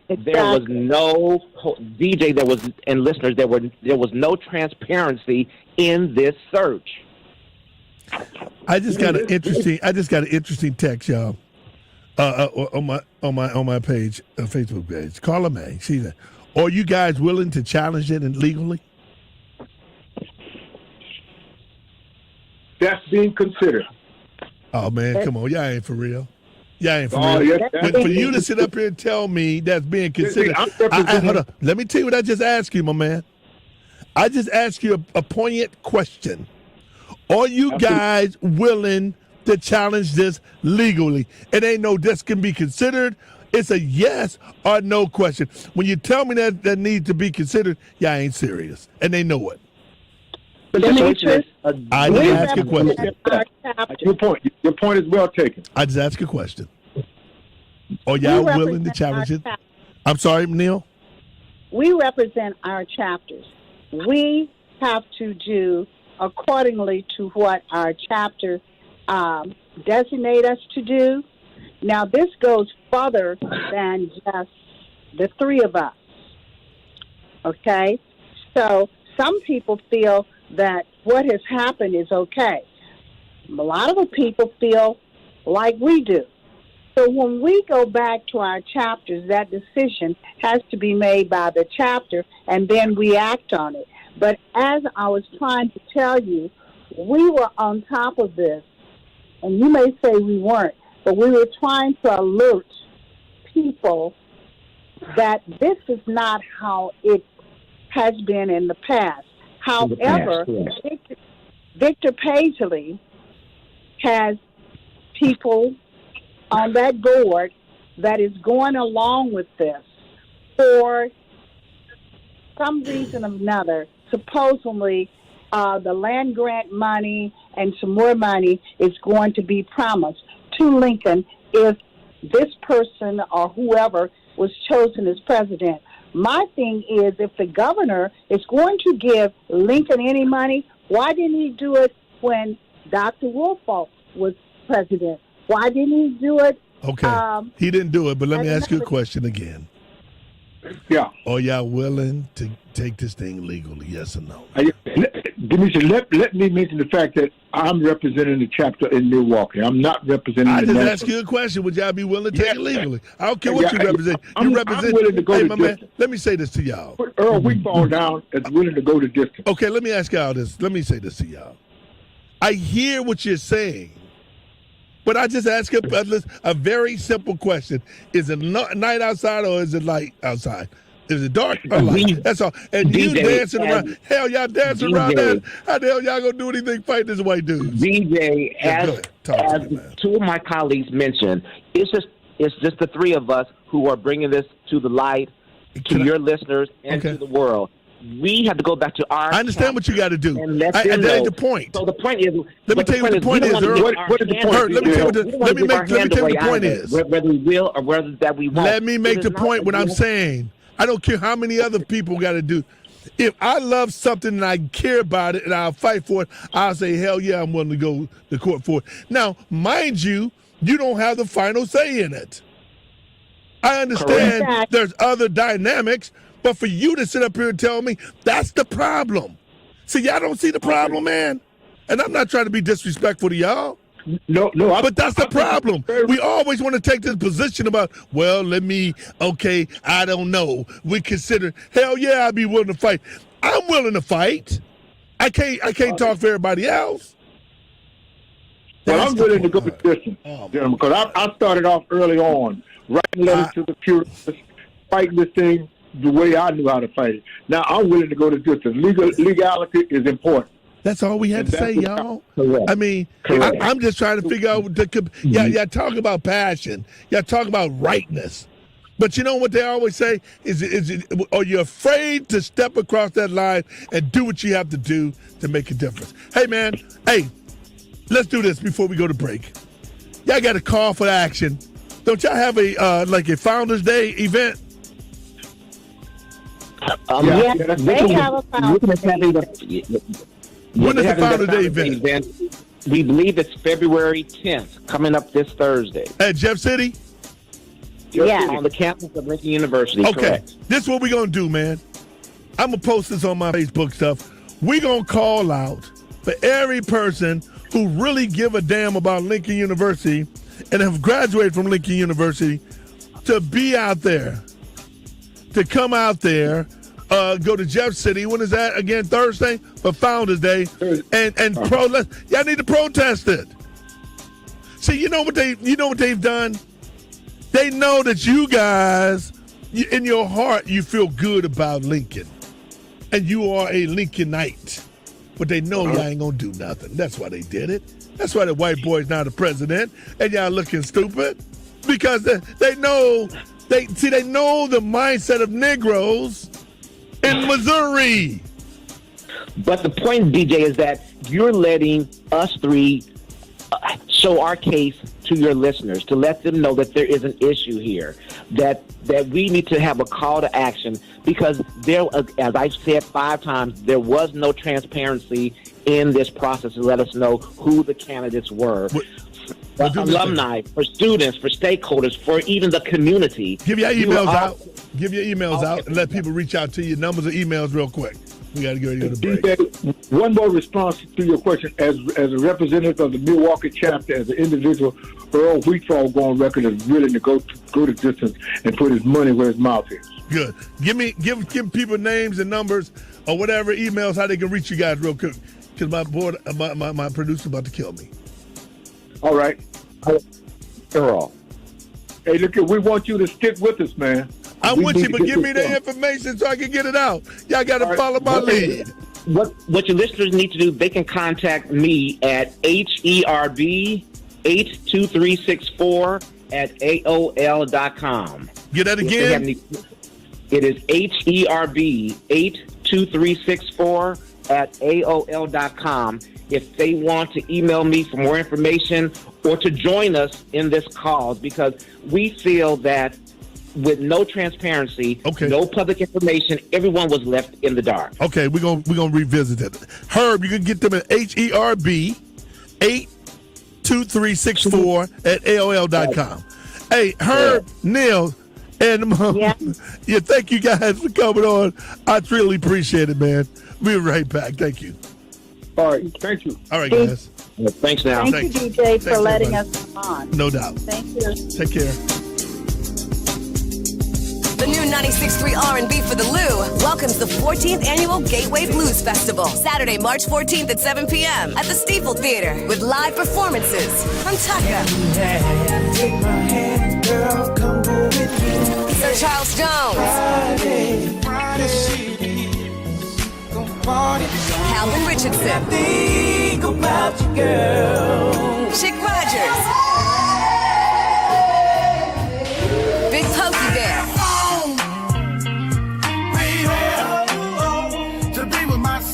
and Neely Tiger Travis.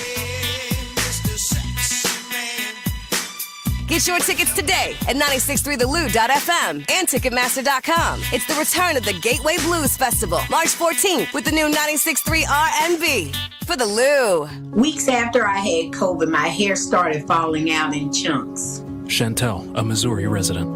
I had to have my husband, who is a barber, cut all of my hair off. And I stood in that shower and I cried and I cried and I cried. And I looked so ugly to me. I had no idea that hair loss was a symptom of long COVID. This is Dr. Michael Moncure here in Missouri. About 1 in 3 people who get COVID develop long-term symptoms. Some may surprise you, like erectile dysfunction, serious heart conditions, even hair loss like Chantel. These symptoms can show up weeks or months later, even after a mild case. Getting vaccinated is your best shot against long COVID. To find a free vaccine or booster within 5 miles of your home, visit mostopscovid.com. That's mostopscovid.com. No one wants to live with COVID for the long haul. Paid for by Missouri Foundation for Health. Traverse Motor City Auto Sales at Highway 270 and New Halls Ferry Road, right next to Quick Trip, has over 1,000 cars, trucks, and SUVs in stock. Chevy, Ford, Dodge, Nissan, Mercedes, BMW, all makes and models in all price ranges. Many still under factory warranty. Plus, new vehicles arrive every day, so there's always fresh inventory. Get fast 15-minute credit approval and guaranteed financing, regardless of your credit situation. Check out our great selection of lifted trucks at Traverse Motor City, Highway 270 at New Halls Ferry, or stlmotorcity.com. I was thinking about getting LASIK, so I asked my optometrist, who do you recommend? She said TLC Laser Eye Centers. Then I noticed she's not wearing glasses, and I'm like, I wonder if she got LASIK. So I asked, and she said she went to TLC Laser Eye Centers. If my doctor trusts TLC for her LASIK, shouldn't I? So here I am, and I'm pretty excited. TLC Laser Eye Centers has performed over 2.3 million LASIK procedures nationally, which includes treatment for over 10,000 doctors. Right now, TLC is offering $1,000 off LASIK with our latest Wavelight laser when treated in February. That's $500 off per eye. Call 888-TLC-2020 or visit saveontlc.com. TLC, the doctor's choice for LASIK. Must mention this promotion and be treated in February of 2022 to qualify. $1,000 off for both eyes on standard Wavelight price. $500 off for one eye. Cannot be combined with any other offers. See details at saveontlc.com. Hey guys, it's Raina Ray, and I want to tell you about my friend Big D from HW Kia of West County. You hear us on Tuesdays and Saturdays getting people approved and giving away prizes. His main gig is the owner of HW Kia in West County. So if you're in the market for a brand new Kia, call Big D on his personal cell phone, 314-586-1333. That's 314-586-1333. HW Kia has some incredible deals on the full line of new Kias, like the Kia Sportage, the K5, the Stinger, the Soul, the Seltos, the Sorrento, the Rumi Carnival, and one of the hottest SUVs on the market, the Kia Telluride. So go see Big D at HW Kia of West County. It's right there on Manchester Road, or you can see all their inventory online at hwkia.com. Of course, you can always reach Big D on his personal cell at 314-586-1333. That's 314-586-1333. When others treat your fries as an afterthought, all you're left with are cold, soggy fries. That's why Wendy's new fries are ones you won't forget, guaranteed to be hot and crispy, or we'll replace them. We're talking natural cut, skin-on fries, perfectly seasoned with a hint of sea salt. In fact, they're even preferred almost 2-to-1 over McDonald's. These are fries so hot and crispy, they beg a new question. What would you like with your fries? Try them today, only at Wendy's. At participating U.S. Wendy's, taste preference based on a national taste test by an independent research company. Got a party of 10 coming in, and we need to flip those 2 tables. Leah's restaurant is fully booked night after night. Section 3 is still behind. She no longer has reservations about finally finding a hostess. Why doesn't 23 have menus? Oh, those are in my hand. Indeed can help her hire great people fast. I need Indeed. Indeed you do. Instant Match instantly connects you with quality candidates whose resumes on Indeed match your sponsored job description. Visit Indeed.com/credit and get $75 towards your first sponsored job.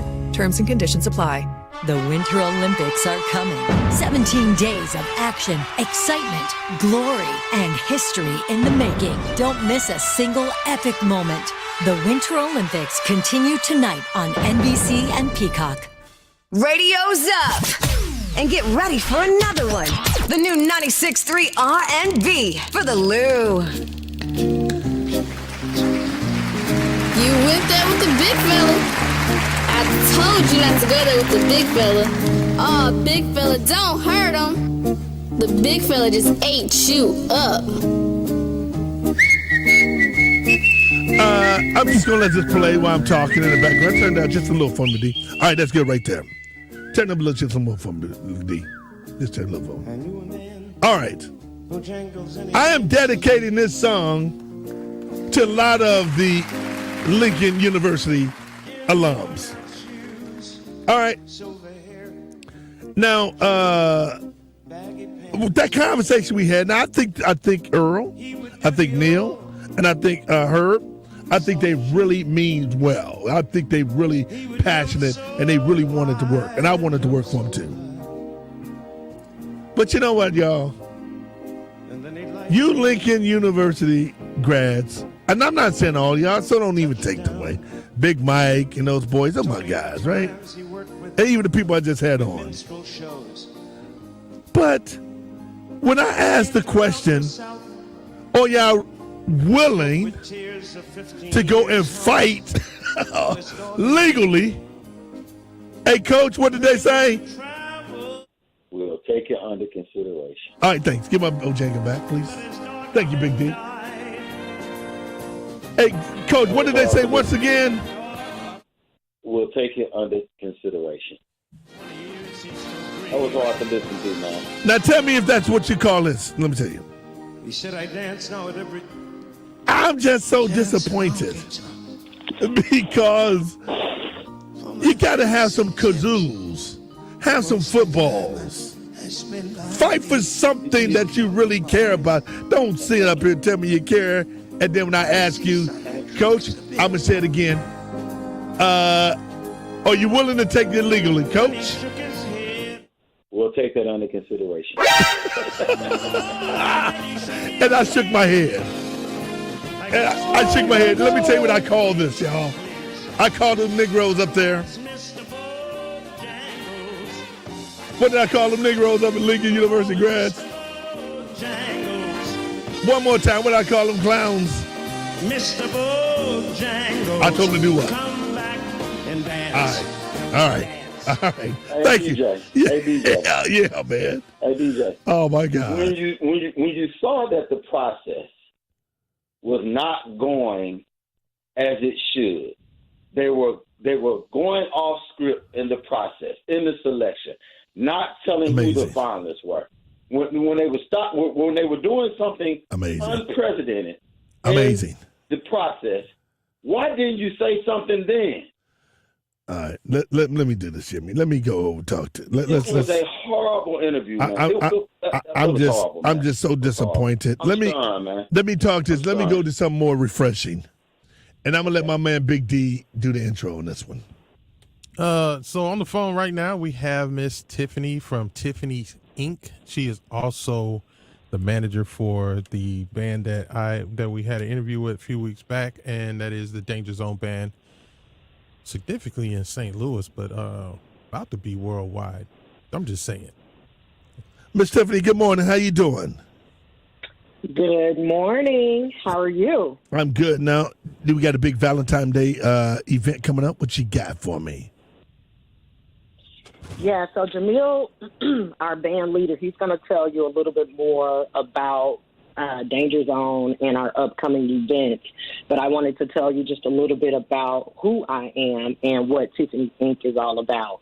So as D to the C mentioned, who is our DJ for Danger Zone Band, I am Tiffany, the owner and founder of Tiffany Inc. LLC, which is your personalized knowledge-based service provider, where I offer professional business solutions to clients of various sectors that include management, consulting, networking, advertising, collaboration, event planning, and so much more.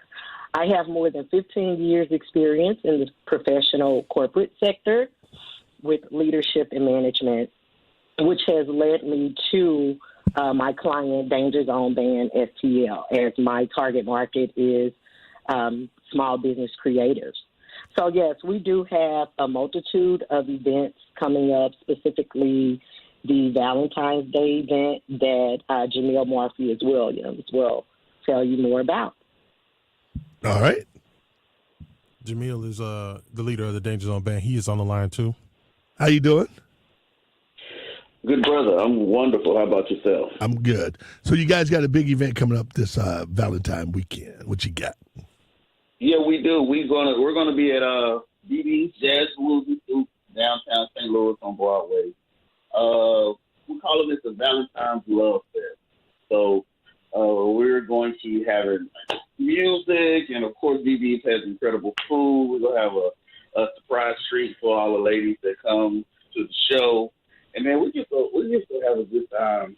My boy is coming from Dallas, Texas, by way of St. Louis.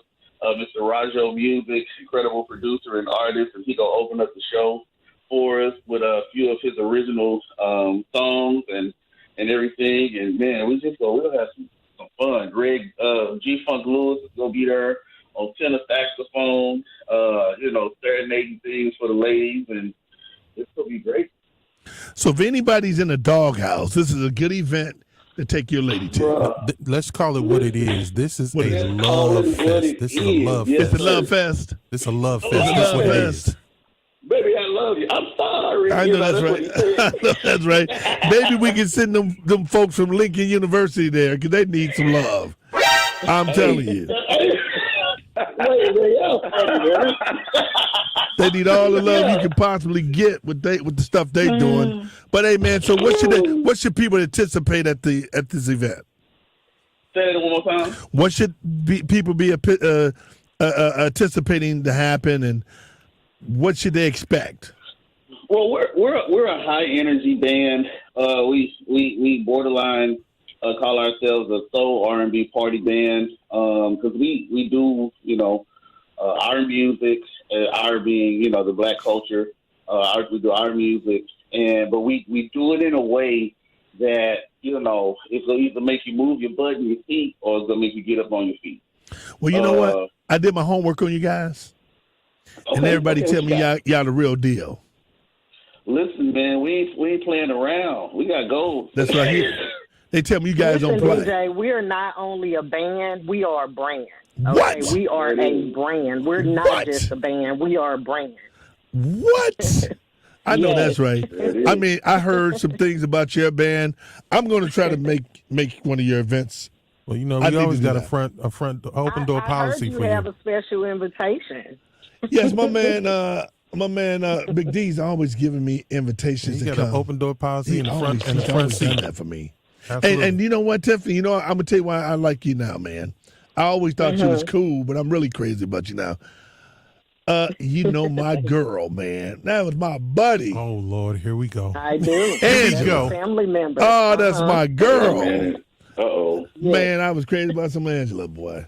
I ain't seen her in about 10, 15 years. I was crazy about some Angela. You should bring Angela. it to the Valentine's show this Saturday then. What happened, champ? Yeah.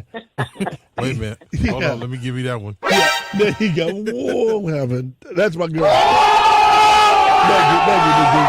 Angela is, she's probably one of the sweetest people you ever would meet. Just a good friend, just a great lady, man.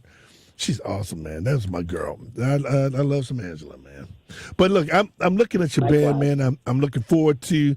I'm going to try to make it there. What night is it? Saturday night? Saturday night. This Saturday. At BB's. What time? The show starts at 7 p.m. The doors open up at 6 o'clock. Wow, y'all gonna be performing too, man. Well, I tell you what, man. I'm telling you, we always sell out BB's. Like, I don't know what it is. I love it. Well, I can tell you what it is, man. Let me tell you what it is. Y'all perform at a high level. Well, that's why I didn't come and see you. There it is. If you're a bum, if I was up there singing, they wouldn't come and see me. So I know they're coming to see you, man. Let me see if I can put the fishnet out for you, Jamil. Look, they got BB's has great food too. Oh wow, good food. Good food. Okay. No, not good food. Great food. Great food. Okay, good. Well, I look here, y'all. And great energy too. The staff there is very supportive of what we're trying to do. Yeah. Well, I'm gonna tell you this. So shout out to John and his staff at BB. Great. Well, I'm gonna do my best to try to make. Give a number if they want to get in contact with you guys or information how to reach you guys. Absolutely. Well, you can reach us on our on our Facebook page, Danger Zone Band STL. You can reach us via our website, DangerZoneBandSTL.com, and you can always reach us via our manager, preferably Tiffany Inc. On Facebook. And Tiff, if you want to give your number, go ahead. Yeah. So if you are interested in booking Danger Zone or even working with me directly, my website is www.tiffanyinc, and that's with a K.com, or my phone number is 618-530-5529.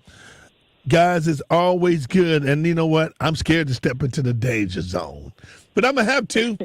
I'm going to have to do that. Thank you, the Danger Zone. I truly appreciate y'all taking time out of your schedule, and have a wonderful show this coming weekend. Thank you, my brother. You do the same. All right. Thank you, guys. Appreciate it. Listen. Hey, JC, man, that sounds like something we may have to go to the Danger Zone, dog. Hey, man, I think that might be a plan, man. The Danger Zone. That, man. Yeah, the Danger Zone. I'm going to be there.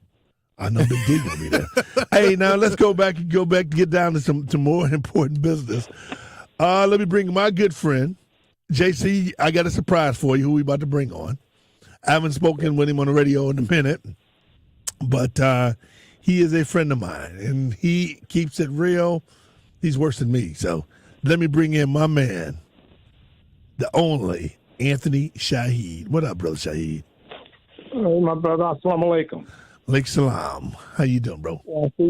I'm doing good, but I see you're not telling the truth. You sound worse than you. So I see you're going to start off JC. Now, you already know he ain't right. This dude worse than me, y'all. This dude is worse than me. That's JC. I'm going to see if you're going to be straight. Coach? I'm not even close to being worse than him. I want to hear from him. I don't want to hear from you, Brother DJ. Go ahead, Coach. Brother JC. No, I'm not talking to you. Sir. Hey, man, this is our show. So when you talk, you're talking. So, JC, would you answer this guy? Come on. Can you answer this man so we can get down to business? What's up? What's up, Shaheed? Who's the worst, me or DJ? Who is the worst? Yeah. Yes. That's the worst. Who is the worst when it comes to what? Talking crazy and going off on people. Shaheed is. Shaheed, right, down. By far. Oh, that's cold, bro. You know, it ain't even close. It ain't even close. Oh, that's cold. That's cold. But by far. Well, actually, no. You said right there with him, and if you don't, he'll take that button and turn the knob. You won't even. I can't turn no knob, Playboy. Can't do it. It's like you being at home. You ain't gonna run that, so you might as well just come on there and leave it alone. I ain't got nothing to say. All right, let's get down to what's going on, man. There's some situations going on. We're running out of time, so I want to make sure we get you. It's always good to hear you. Thank you for inviting me on your show. Anybody listening, I said, peace be unto you. Assalamu alaikum. I always start with Bismillah, Rahman Rahim, name of Allah, most gracious, most merciful. I got a call back January 20. You know what I mean? You talked about it. And I remember the day you came into Vishine High School, even though I talked to you on January the 20th. But I remember you had a situation with your daughter. This was, 15, 20 years ago? Oh, yeah, it's been a minute. Yeah. And they came in telling you about 99 balls of niggas on the wall, 99 balls of niggas on the wall. If you move just one ball, the other niggas will fall. And I thought about this. I got a call from a student that first time she's ever called me about some trouble. She goes to Fort Zumwalt. Let's make sure I'm saying it right. Fort Zumwalt. And said that a little white boy named Camden, Camden, Camden Stone, Barger, what is that? Barger? Stone Barger. Called her nigga. And she said, excuse me, he said, you black, ain't you? Yeah, I mean, y'all call each other niggas. And I said, damn, as soon as she said that, it hit me on when you told me when we had Vashon Giving Speak 20 years ago, and it just came right back up. And then February the 2nd, which was even colder, it's Black History Month out there. And I got a text from a person that said that a sister put up a text. Her name is Leah Lee Burnett. She said, my child attends Fort Zumwalt South. Now, this other one is Fort Zumwalt North, but all of them is in the same area, DJ and brother JC. And it said, my children go to Fort Zumwalt South. And I'm reading this text here that was on Facebook. High school. The principal gets on the loudspeaker and said, Happy Negro Week. No, ain't no way. Well, it ain't no way. And then I confirm it. So I sent it to Happy Negro Week. White folks don't know what. Yeah, they don't know what to say. Remind me when my boy was on Channel 2, and I'm trying to remember this little homosexual thing, when he called Dr. King Dr. Coon. They don't know which way to go. They just so used to doing things. They don't know how to even deal with us. But, my problem is that how Trump has emboldened these white folks. That's what I'm paying attention to. He done got them cocky, that they saying little things. And for this little white boy, Camden Stone Barger, am I pronouncing that right? B-A-R-G-A-R, Stone Barger? How you pronounce that word? B-A-R. Whatever way you want to pronounce it, we good with it. Yeah, at Fort Zumwalt North High School, for them to do that. And I've talked to this principal, they ready to talk to me now because they understand that it's real. But I told them in the black community, we don't take this funny. When our students are somewhere, first of all, they're in their white area because their parents is out there. They live in the school. So to try to bring them all the way back out here, it's hard down in the city, But the bottom line, wherever it is, should nobody be calling nobody no nigga. Really, somebody going to get their ass whooped because everybody ain't going to take somebody calling them nigga. I'm just telling you.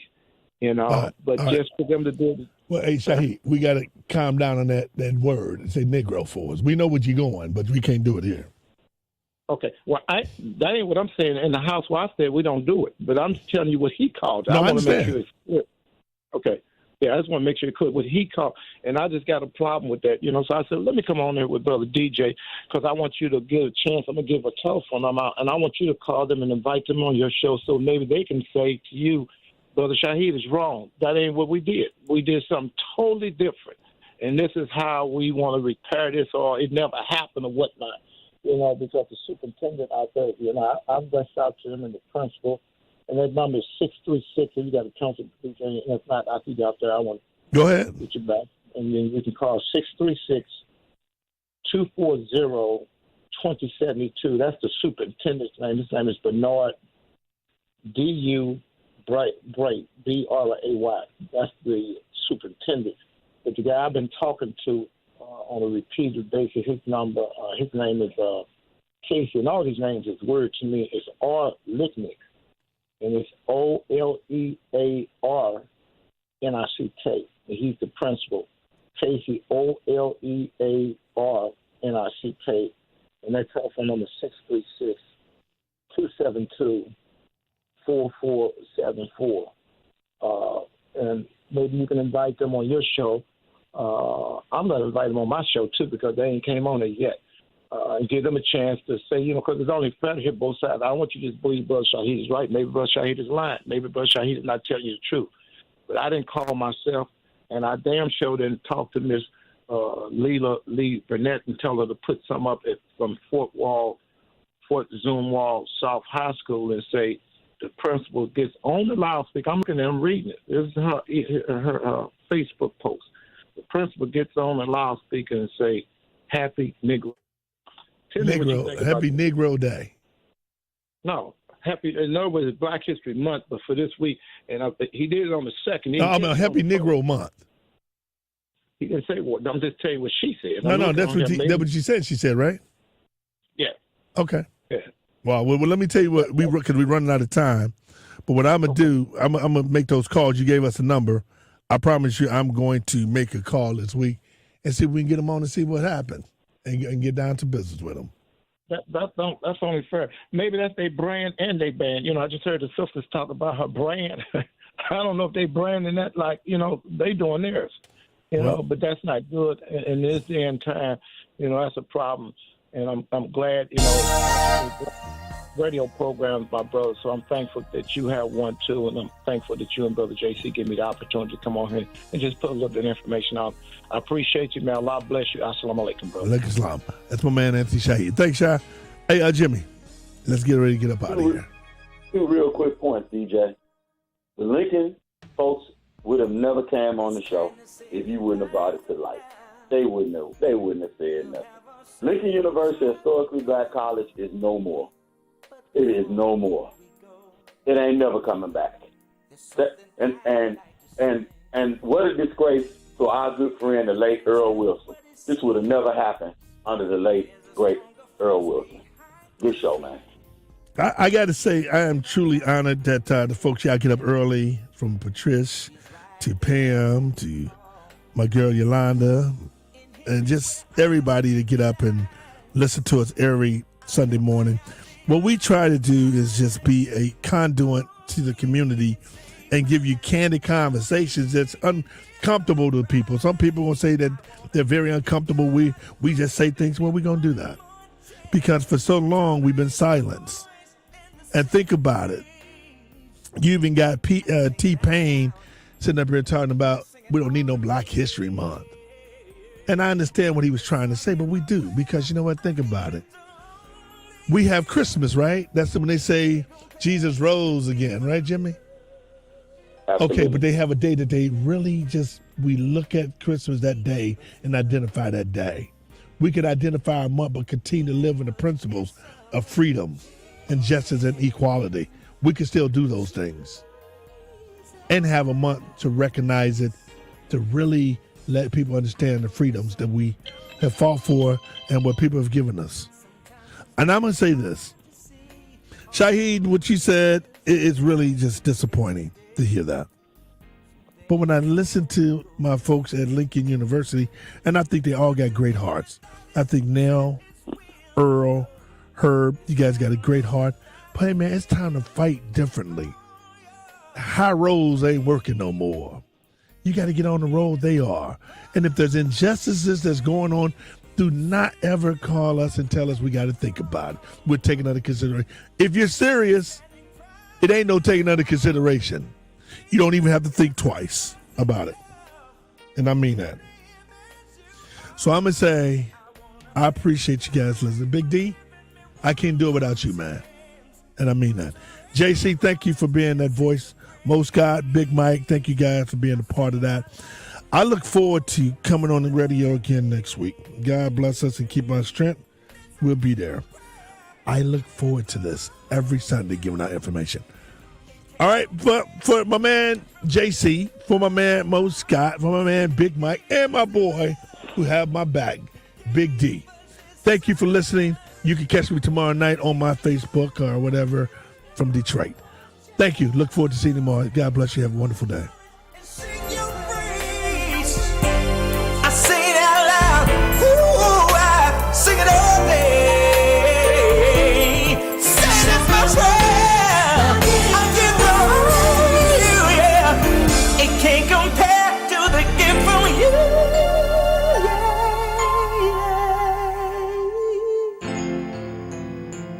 You gave us your love.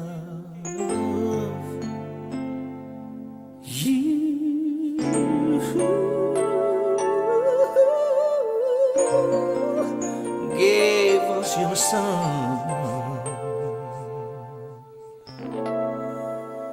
Now I say, amen. I say, amen.